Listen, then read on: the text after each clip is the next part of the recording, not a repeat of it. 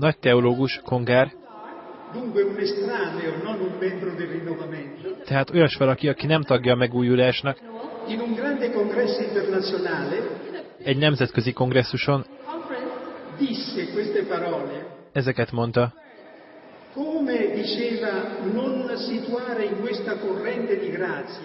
Hogy lehet nem úgy tekinteni a karizmatikus mozgalomra, mint a Szentlélek kegyelmi kiáradására.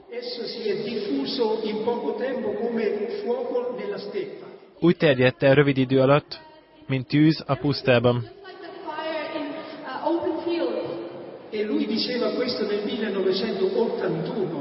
Mindezt 1981-ben mondta. És még hozzátette, több ez, mint divat. Ami magával ragadó, ez a mozgalom megváltoztatja az emberek életét. Megváltoztatja az emberek életét. Igaz vagy nem? A ti életetek megváltozott?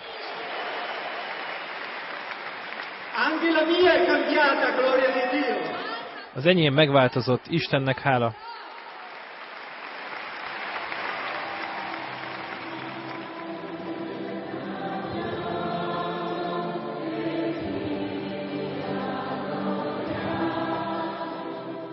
A történész teológus, kapucinus szerzetes, Raniero Cantalamessa különleges karizmatikus és ökumenikus érzékenységgel szenteli magát évek óta az új pünkösd hirdetésének.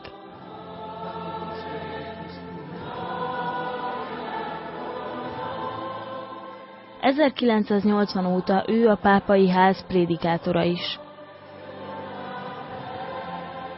Meggyőződve arról, hogy a 2000 évvel ezelőtti pünkösdi események újra megélhetőek ma a világban, Cantalamessa atya arra hív, hogy ismerjük fel a Szentléleknek ezt az éltető leheletét, amely a karizmatikus mozgalomban fejeződik ki. Ez a szellemi ébredés a 20. század eleje óta jelen van a keresztény egyházakban.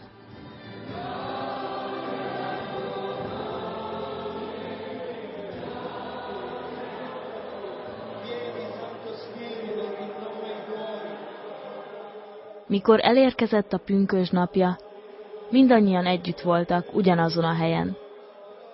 Hirtelen zaj támadt az égből, olyan, mint a heves szélvész zuggása.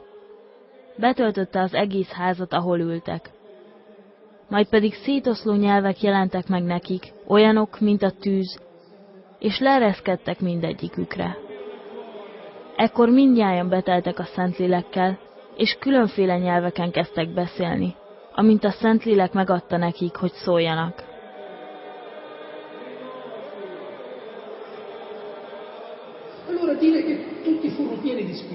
Hogy a tanítványok elteltek Szentlélekkel, azt jelenti, hogy megtapasztalták Isten szeretetének ezt a felkavaró valóságát. Az Isten szeretete olyan, mint egy óceán, amely egyszer csak kiáradt, és elöntötte a tanítványokat. Ezen a napon megélték a Szentlélekben való keresztséget. A keresztség azt jelenti, hogy teljesen eláraszt minket a víz, alámerülünk. Az apostolokat tehát teljesen elárasztotta Isten szeretete.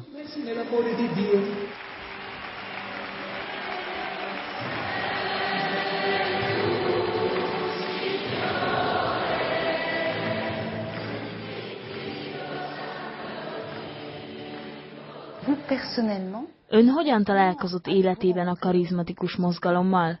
Milyen személyes pünkösdi tapasztalatai voltak? Mit változtatott ez meg az életében?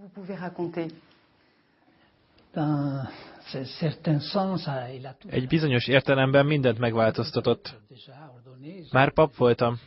A Milánói Katolikus Egyetemen tanítottam. A kereszténység eredetéről tartottam előadásokat. Amikor először találkoztam olyanokkal, akik megtapasztalták ezt a pünkösdi kegyelmet, ellenálltam, sőt kritizáltam is, mint egy zsinat előtti katolikus paphoz illik.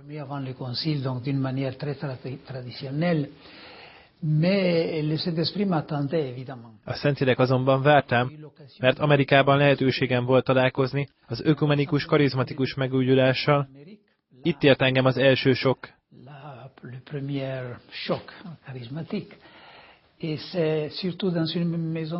Aztán az Egyesült Államok egy lelki gyakorlatos házában tettem le végül is életemet teljesen az Isten kezébe. Azt hiszem, ez a legfontosabb lépés ahhoz, hogy megkapjuk pünkösnek ezt a kegyelmét, ez a ráhagyatkozás az Úrra, átadni teljesen az életünket.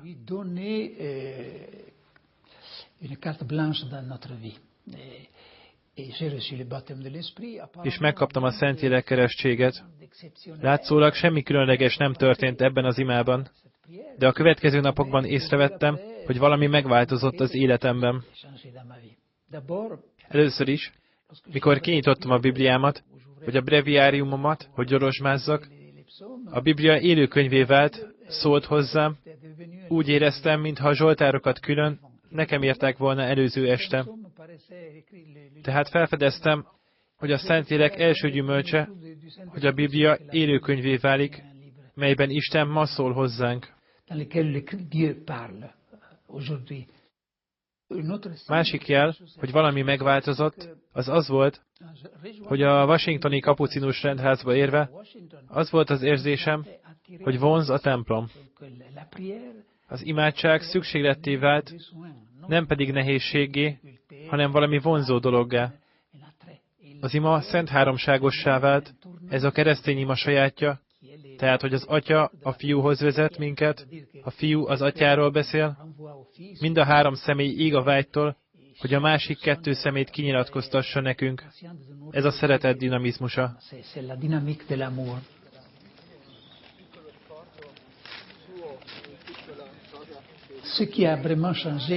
Külső változás volt az is, hogy az egyik nap az Úr egy képben szólt hozzám.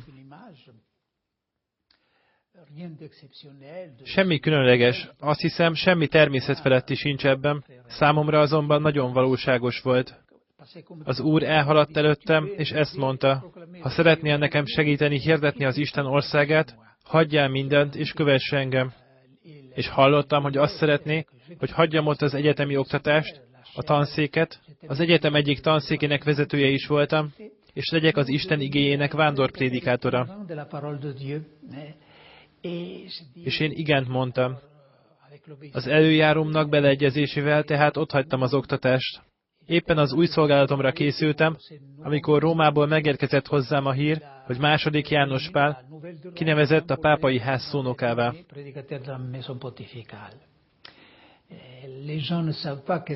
Az emberek nem tudják, hogy mit is jelent ez, de ez azt jelenti, hogy a pápa a római kúria bíborosaival, a generális rendfőnökökkel együtt minden pénteken, adventben és nagyböjtben egy kapucinus testvér elmélkedéseit jönnek el meghallgatni. És 29 éve ez a kapucinus testvér én vagyok.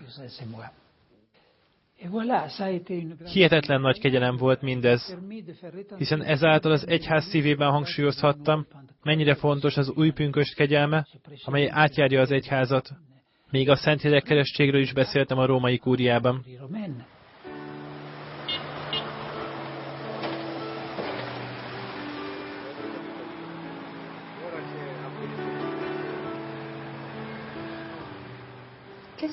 De mi a Szentlélek keresztség, ha a keresztségben már megkaptuk a Szent Lelket? Újból azt mondjuk, tölts el minket, jöjj, gyógyíts meg. De miért, ha már egyszer megkaptuk? Igen, ez egy olyan érv, amelyre már többször volt lehetőségem válaszolni. Először is rá kell jönnünk arra, mindig tisztában kell lennünk azzal, hogy a Szentlélekben való megkeresztelkedés kifejezése nem a karizmatikus megújulás találmánya. Krisztus az, aki kitalálta ezt a kifejezést, így hangzanak az apostolokhoz intézett utolsó szavai. Kis idő múlva a Szentlélekben lesztek megkeresztelve. Természetesen pünkösd az, ami kis idő múlva történt. Tehát Krisztus az, aki ezzel a kifejezéssel, Szentlélekben való megkeresztelkedés, megjelölte a pünkösdöt, amely nem a vízben való megkeresztelkedés. Tehát olyan kegyelem ez, amely feltételezi számunkra a vízben való megkeresztelkedést, a szentséget, de mint egy rendkívüli kegyelem járul hozzá. És ezt a rendkívüli kegyelmet nem szükséges azonosítani, besorolni valamiféle osztályba. Ráadásul szerintem az egyház tanítja nekünk mindezt, minden imádság, Szentlélek himnusz így kezdődik. Jöjj, veni Creator Spiritus, jöjj, Teremtő Lélek, veni Sancte Spiritus. Minden himnusz. Tehát az egyház az, aki énekli, az egyház kapta meg a szent lelket, és mégis mindig azt tanítja, hogy mondjuk, jöjj, jöjj, jöjj. A Szentlélek itt van, és mindig jönnie kell. Mindig jönnie kell, mert befogadó képességünknek újból és újból meg kell újulnia. Hiszen miután megkaptuk a szent lelket, meg is feledkezhetünk róla. Figyelmen kívül hagyhatjuk. Tehát a Szentlélek keresztség olyan, mintha elvennénk a hamut, hogy a tűz, amely a keresztségünkkor meg lett gyújtva, ténylegesen fel tudja melegíteni keresztény életünket. Nem látok tehát semmi teológiai nehézséget a Szentlélek keresztséggel kapcsolatban, feltéve, hogy világosan látjuk, hogy nem egy 8. szentségről van szó. Az összes szentség felélesztésének egy módja ez. Én ilyen módon éltem át. Természetesen magam is feltettem a kérdést a Szentlélek keresztségem pillanatában, hogy mi is ez a Szentlélek keresztség. Mielőtt teológiailag is utána jártam volna, már azelőtt is világos volt számomra a válasz. Ezen a módon kap új erőre mindaz, ami a keresztségemkor történt. Akkor mások válaszoltak helyettem. Hiszel? Igen, hiszek. Elfogadott Krisztust? Mások mondták helyettem. Most rajtam volt a sor, lehetőségem nyílt arra, hogy tényleg szabadon megerősítsem a keresztségemet. Ezáltal a szabad cselekedet által tehát lehetőséget adunk az Úrnak, hogy kinyilvánítsa minden erejét, amelyet az összes szentségben megkaptunk, mindazzal a természet feletti élettel együtt, amelyet magunkban hordozunk.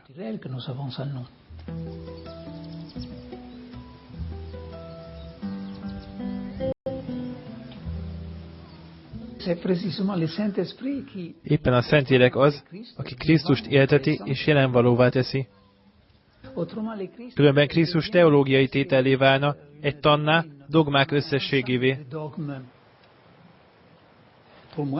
Számomra ez volt a nagy változás Krisztussal kapcsolatban. Krisztológiát tanultam, ez volt a szakterületem, míg a teológiai doktori értekezésemet is Tertullianus krisztológiájából írtam. A Szentlélek keresztségem után jöttem rá, hogy létezik egy másik Jézus, akit meg kell ismernem. Egy élő, feltámadt Krisztus, aki jelen van, és lelke által működik. Hiszen a Szentlélek számunkra, a megváltás után Krisztus lelke. Krisztus lehelete van az egyházon. Mi lehet az Úrnak ebből a leheletéből?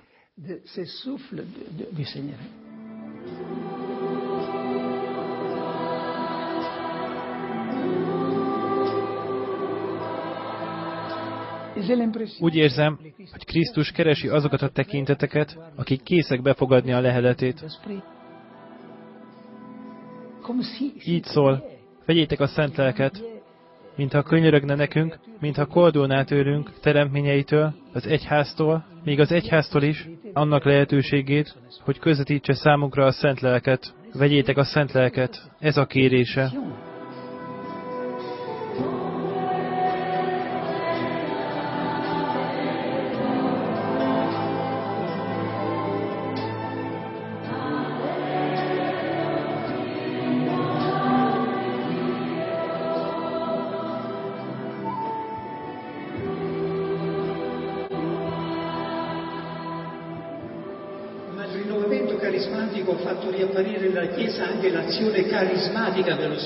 Karizmatikus megújulás a Szentlélek karizmatikus tevékenységében is megújította az egyházat.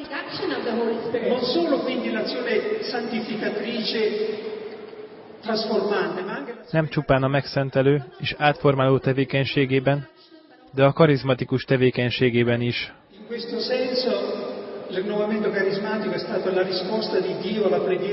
Ebben az értelemben a karizmatikus megújulás Isten válasza volt 23. János imáira, aki egy új pünkösdért imádkozott. Isten válasza volt ez arra is, amit az egyház a Lumen Gentium 12. fejezetében megfogalmazott. A Szentlélek az Isten népét nem csupán a szentségeken keresztül és papi szolgálatokkal szenteli meg, hanem különleges kegyelmeket is ad. E karizmákat, melyek az egyház megújhodását és továbbépítését szolgálják, hálaadással és vigasztalódással kell fogadnunk. Quando parla ai vescovi, ai preti, spesso ricordo queste parole. Dovete ricevere i carismatici con gratitudine e consolazione. Amikor püspökökkel, papokkal találkozom, gyakran mondom nekik, hogy hálaadással és vigasztalódással kell fogadni a karizmatikusokat.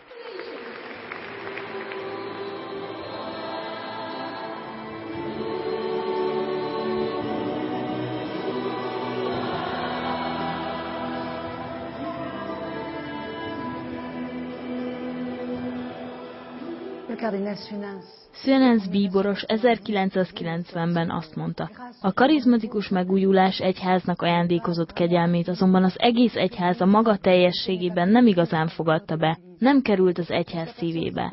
Azt tapasztaljuk, hogy némely országban a Szentlélek keresztség kegyelmét és emögött a karizmatikus megújulást, a közösségeket, a közösségi élet erejét nem feltétlen fogadják be, vagy értik meg. Mit gondol, létezik még egy lépcső, amin fel kell lépni ahhoz, hogy a kérdésben messzebbre merjünk menni? A leglényegesebb összetevő ennek, azért mondhatom, mert magam is megtapasztaltam, az újdonságtól való félelem.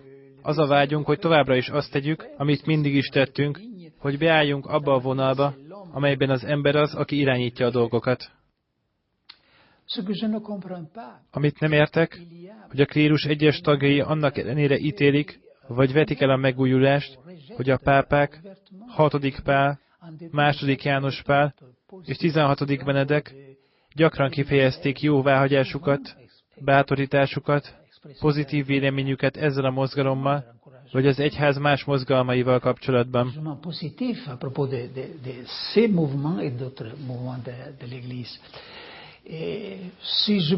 Ha pedig lenne módom néhány szót szólni, miként azt tenni szoktam, amikor a püspököknek vagy a klérusnak tartok lelki gyakorlatot, azt mondanám nekik, ne féljetek a Szentlélektől, gyakran ott van a félelem. Az egészben az a furcsa, hogy amikor ezekben a lelki gyakorlatokban, anélkül, hogy megnevezném a megújulást, azon fáradozom, hogy átmenjen a pünkösd kegyelme, a végén, az utolsó szentmisén mindig a Szentlélek kiáradása történik, és akkor elfogadják. Tehát amikor a kegyelmet elkülönítjük a Szentlélektől, és néhány egyedi kifejezéstől, vagy egyes személyektől, mindattól, ami nehézséget okozhat, azt vesszük észre, hogy ez a kegyelem mégis befogadásra talál.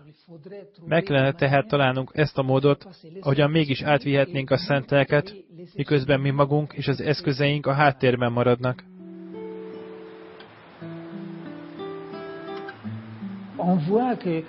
Látjuk, hogy a Szentlélek kegyelme az egységre sürget bennünket. Ugyanazokkal a megnyilvánulásokkal árasztja ki lelkét a különböző keresztény hitvalláshoz tartozó keresztényeknél. Nem jelenti ez, hogy nem veszünk róla tudomást, vagy elfelejtjük, hogy egyszerűen átlépünk a különbségeken. Ezekkel szembe kell nézni. Látjuk azonban, hogy amikor megváltozik a szívünk, amikor elkezdünk együtt dolgozni, együtt imádkozni, Krisztust középpontba helyezni, akkor még a tanításbeli különbségek is enyhülnek, és megoldhatókká válnak.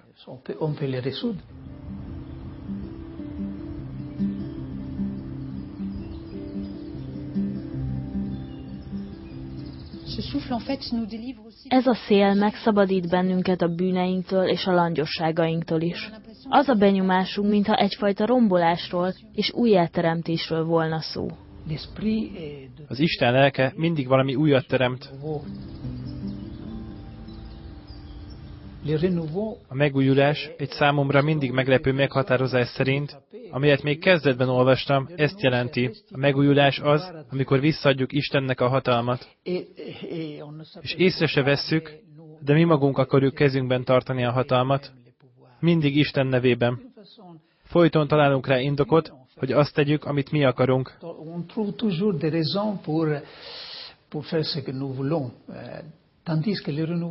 Ezzel szemben a megújulás azt jelenti, hogy a Szentlélek veszi kezébe az egyház életét. Az egyház élete egy-egy plébánia vezetését jelenti, vagy azt a módot, ahogyan prédikálunk, ahogyan a laikusokkal együttműködünk, tehát az egész egyház életét. És ezzel kapcsolatban van ellenállás, nyilvánvaló, hogy van ellenállás. Ahhoz, hogy átadjuk a gyeplőt, átadjuk a Szentléleknek, Krisztus lelkének az életünk feletti uralmat, ahhoz meg kell halnunk. Meg kell fosztanunk magunkat a hatalmunktól.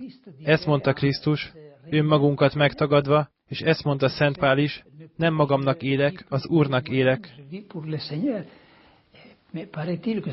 Úgy tűnik azonban, hogy ez az átmenet egy olyan életformából, amelyben magunknak élünk, egy olyan életformába, amelyben az Úrnak élünk, nehezünkre esik. Ez egy szűk kapu. Igen, ez természetes. Az ember ösztönösen szeretné megőrizni az önmaga feletti uralmat. A Szentlélek eljövetele ugyanakkor megköveteli, hogy mondjunk le az önmagunk feletti uralomról, azért, hogy egy még mélyebb szabadságot ajándékozzon nekünk. Ehhez azonban le kell mondanunk arról a szabadságról, amely inkább a bűnnek, az önzésnek a szolgasága.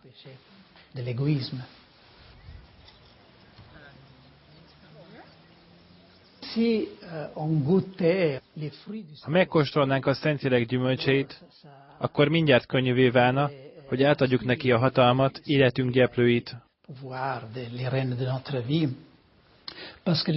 Mert a lélek gyümölcsei, amint megengedjük neki, hogy működjék az életünkben, a szeretet, a béke és az öröm. Mindaz, amit az emberiség a leginkább kétségbe esetten keres, a szeretet, a béke, az öröm. A tapasztalat azonban azt mondja nekünk, hogy csak Krisztus lelkületében, csak Krisztussal lép be az öröm és a szabadság az életünkbe. A mi kifejezésmódunk erre, engedjétek be a Szent Lelket, Krisztust az életetekbe. Egyszerűen csak meg kell tennünk ezt a lépést, becsukni a szemünket és elugrani. Egy ugrásra van szükség. Szent Ágoston vallomásaiban van egy részlet, amelyet mindig meglepőnek találtam. Azokban a döntő helyzetekben, amelyekben el kellett határoznia, hogy a múlt életét éli tovább, vagy belép az új életbe, azt mondja, hogy az volt az érzése, mintha Isten ott állna előtte és szólítgatná. Ugorj, ugorj! Meglátod, nem lépek hátrább, hogy a semmibe zuhanj. Ugorj hát!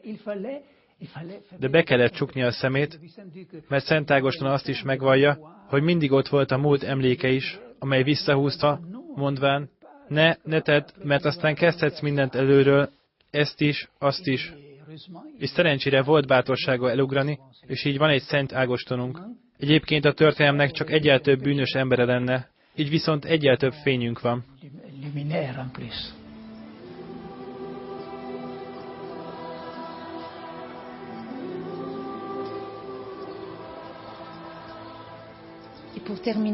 És befejezésül mit mondana azoknak, akik önt hallgatják? Ne féljetek a Szentlélek fuvallatától. A szövetségesünk ő, értelmünk szövetségese.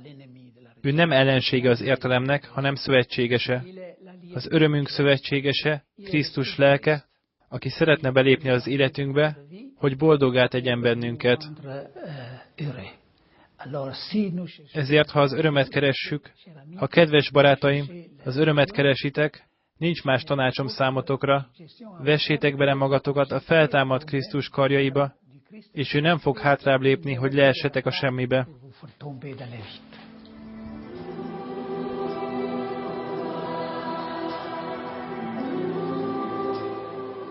Ebben a hónapban Rányi író Cantalamessa atya imájához kapcsolódva Imádkozhatunk, hogy egyházaink felfedezzék és elmélyítsék a Szentlélek keresztségét.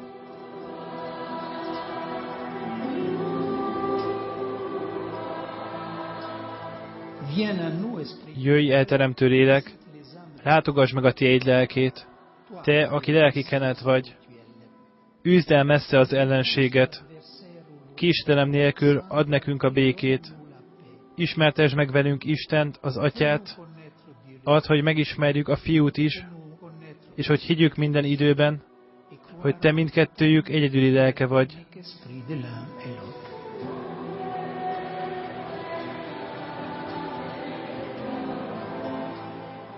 A hónap igéje az apostolok cselekedeteiben az első fejezet 8. verse. Megkapjátok a Szentlélek rátok leszálló erejét.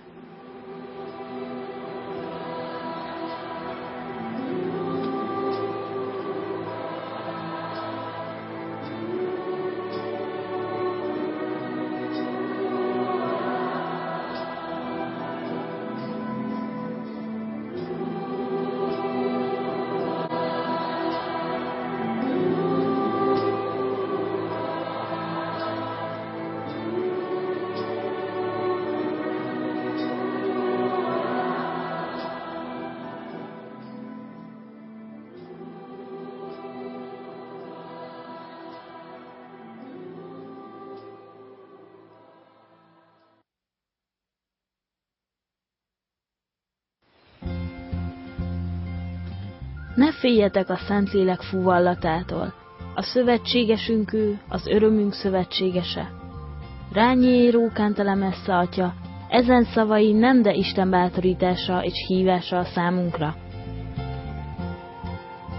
Hogy feleljünk rá, a Sömennöv közösség és a Nemzetközi Ökumenikus Testvériség úgy döntöttek, hogy ebben az évben összehívják a Net4God nemzetközi hálózatának minden európai tagját Franciaországba, Párizsba 2009 pünkösdi hétvégéjére, május 30-31-ére és június 1-ére.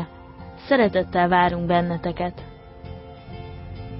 Ennek alkalmából a Montmartre Sacré-Cœur bazilikájában 8 fiatalnak lesz papszentelése, és 40 testvér köteleződik el életre szólóan a Sömennöv közösségben.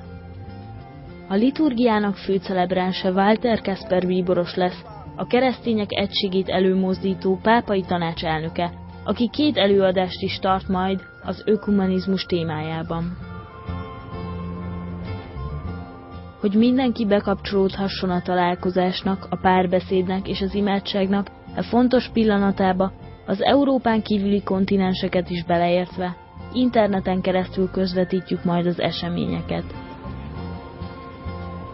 Sokan ott leszünk Montmartre-on, pünkösdnapján, hogy erővel és meggyőződéssel hirdessük. A Szentlélek Isten hatalmas békét ajándékozza nekünk. Krisztus a mi békénk, Krisztus a mi egységünk.